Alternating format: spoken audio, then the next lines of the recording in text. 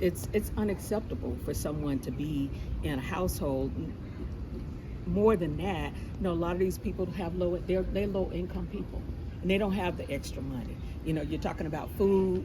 Now we're getting ready to go back to school, and so you gotta have someone in the community that's sitting at the table, like me and your mayor, to share what we need, what type of resources, from CDBG funding to local funding that the city have access to.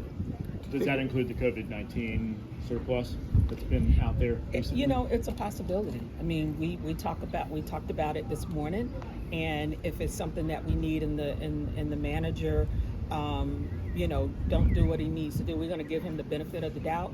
But what's important to us is that we're hearing the voices of the people, and I don't think that they would not be truthful to us.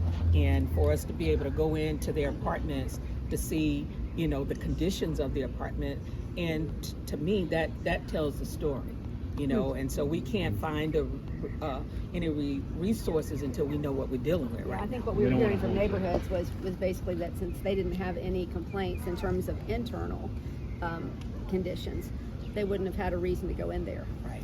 So now we can take a closer look. I have a question in terms of legislation, local legislation ordinance. I have spoken to people in the past when I covered these affairs, and many people sometimes have major plumbing issues in their house, broken ACs, and it takes them months to get it fixed. Is there anything the city can do in terms of ordinance to target these people that are really careless about their tenants? Well, again, I think it depends on who is running the apartments. So we know particularly, we're talking about this property today, that this owner doesn't get any other support. He mentions that he only receives about $77,000 a month.